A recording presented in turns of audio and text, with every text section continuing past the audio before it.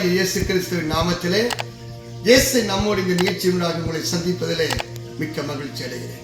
அருமையான தேவ பிள்ளைகளே, கடந்த நாட்களிலே நடந்த தேவ செய்தியை கேட்டு நீங்கள் அநேகர் ஆசீர்வதிக்கப்பட்டதையும் விடுவிக்கப்பட்டதையும் கேள்விப்படுகிற போது கர்த்தருக்குள்ளே நிச்சயமாகவே நாங்கள் களி கூறுகிறோம். இந்த நாளுமாய் தேவனுடைய வார்த்தையை கேளுங்கள். தேவன் தம்முடைய வார்த்தையை அனுப்பி நிச்சயமாகவே உங்களை விடுதலை ஆக்கி ஆசீர்வதிக்கிற தேவனாய் இருக்கிறார்.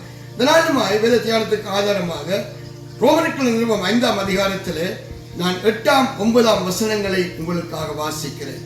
நாம் பாவிகளாய் இருக்கையிலே கிறிஸ்து நமக்காக மரித்ததினாலே தேவன் நம்மேல் வைத்த தமது அன்பை விளங்க பண்ணுகிறார். இப்படி நாம் அவருடைய இரத்தத்தினாலே நீதிமான்கள் ஆக்கப்பட்டிருக்க கோபாய்க்கணைக்கு நீக்கலாக அவராலே நாம் ரட்சிக்கப்படுவது அதிக நிச்சயமாமே.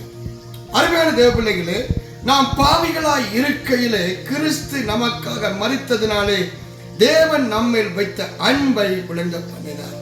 நீங்க அதுக்கு முதல் வசனத்தை பார்க்கிற போது, நீதிமானுக்காக ஒருவன் மரிக்கிறது அரிது, நல்லவனுக்காக ஒருவேளை ஒருவன் மரிக்க துணிவான். ஆனால் பாவிகளாய் இருக்கையிலே நமக்காக பரிசுத்தமுள்ள தெய்வம், பாவமில்லாத தெய்வம் பலியானார்.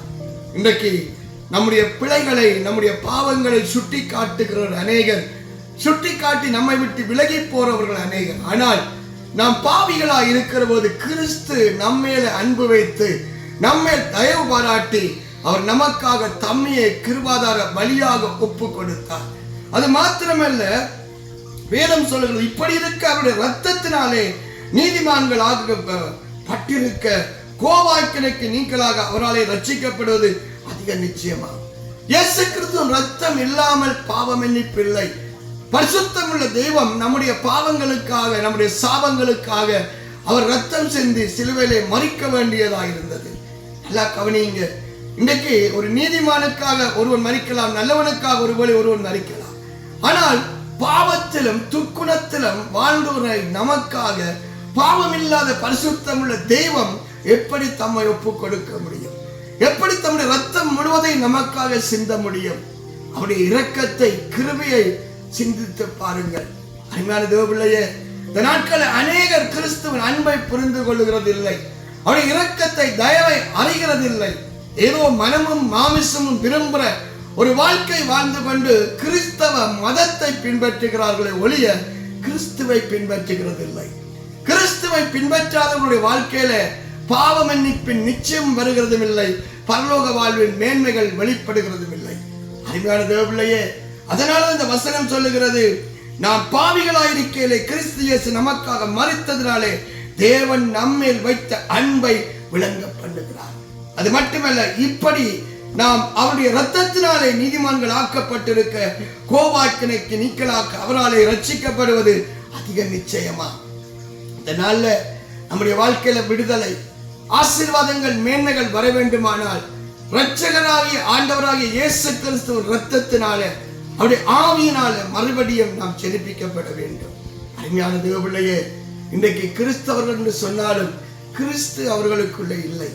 கிறிஸ்து சொன்னால் நான் சாந்தமும் அமர்தலுமாய் இருக்கிறேன். அருமையான தேவ பிள்ளையே, என்னிடத்தில் வந்து என் நுகத்தை ஏற்றுக்கொண்டு என்னிடத்தில் கற்றுக்கொள்ளுங்கள் என்று சொன்னார்.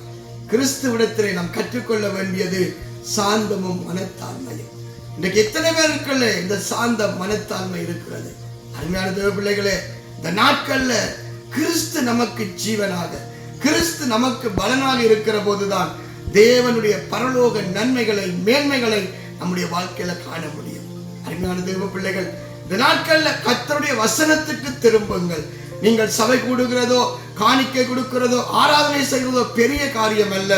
இவனெல்லாம் தேவனுடைய வார்த்தைக்கு நடுங்குகிறானோ அவனையே தேவன் உற்று நோக்கி பார்க்கிறார். யாரெல்லாம் தேவ வசனத்திலே வாழ தங்களை அர்ப்பணிக்கிறார்களோ அவர்களே பரலோக மேன்மைகளை காண்கிறவர்களாய் இருக்கிறார்கள். இந்த நாட்கள்ல காலங்கள், நேரங்களை வீணாக்கி விடாதீர்கள். மனமும் மாமிசம் விரும்புகிற ஒரு வாழ்க்கை வாழ்ந்து கொண்டு நான் இயேசுவின் பிள்ளை என்று சொல்லாதிருங்கள். அருமையான தேவ பிள்ளையே, ஆபிரகாமின் சந்ததி என்று சொல்லுகிற போதே இயேசு சொன்னார், நீங்கள் ஆபிரகாமின் சந்ததி என்று சொல்லாதிருங்கள். இந்த ஆபிரகாமுக்கு இந்த கல்லுகளிலிருந்து தேவன் பிள்ளைகளை உண்டாக்க வல்லவராயிருக்கிறார். ஏன் தெரியுமா? ஆபிரகாமுடைய சாயல், ஆபிரகாமுக்குள் இந்த குணாதிசயங்கள், அவர்களுக்குள் இருக்கவில்லை. இன்றைக்கு அநேகருடைய வாழ்க்கையில கிறிஸ்தவர்கள் என்று சொல்லுகிறார்கள், கிறிஸ்தவனுடைய சாயலை பார்க்க முடியவில்லை, சுபாவங்களை அறிய முடியவில்லை. இந்த நாளில நம்மை நாம் சோதித்து அறிந்தால் நம்முடைய வாழ்க்கையில மேன்மைகளை காண முடியும். நான் உங்களுக்காக ஜெபம் பண்ணட்டுமா?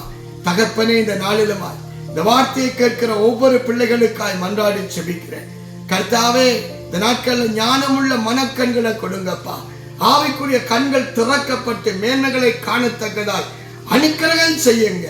தடைகளை உடைக்கப்பா, கட்டுக்களை நிர்மூலமாக்குங்க. தேவ மகிமை, தேவனுடைய ஆசீர்வாதங்கள், மேன்மைகள் வெளிப்படத்தக்கதாய் அனுக்கிரகம் செய்யுங்க. யாரெல்லாம் இந்த இயேசு நம்முடைய நிகழ்ச்சியை பார்க்கிறார்களோ, இந்த பிள்ளைகளுடைய வாழ்க்கையில ஆசீர்வாதம், மேன்மைகள் வெளிப்படுவதாக, தடைகள் நீங்கி போவதாக, கட்டுக்கள் உடைக்கப்படுவதாக இயேசு கிறிஸ்துவின் நாமத்தில் ஜெபிக்கிறேன் என் ஜீவனுள்ள நல்ல பிதாவே. ஆமென், ஆமென். அருமையான தேவ பிள்ளைகளே, தொடர்ந்து இயேசு நம்முடைய நிகழ்ச்சியை பாருங்கள். தேவனாகிய கர்த்தர் உங்களை ஆசீர்வதிப்பாராக. இந்த வாரத்திலே எங்களுடைய சபையிலே 20வது அனிவர்சரி ஆரம்பமாகிறது. வியாழக்கிழமை, வெள்ளிக்கிழமை, சனிக்கிழமை, ஞாயிற்றுக்கிழமையில நடக்கிறது. நீங்கள் எங்கள் பேஸ்புக்கிலே, யூடியூப்ல பார்க்கலாம். எந்தெந்த நேரங்களில் நடக்கிறது தயவு செய்து வந்து கலந்து கொள்ளுங்கள். அப்பா உங்களையும் ஆசீர்வதித்து மேன்மைப்படுத்துவார். கர்த்தர் உங்களை ஆசீர்வதிப்பாராக. ஆமென்.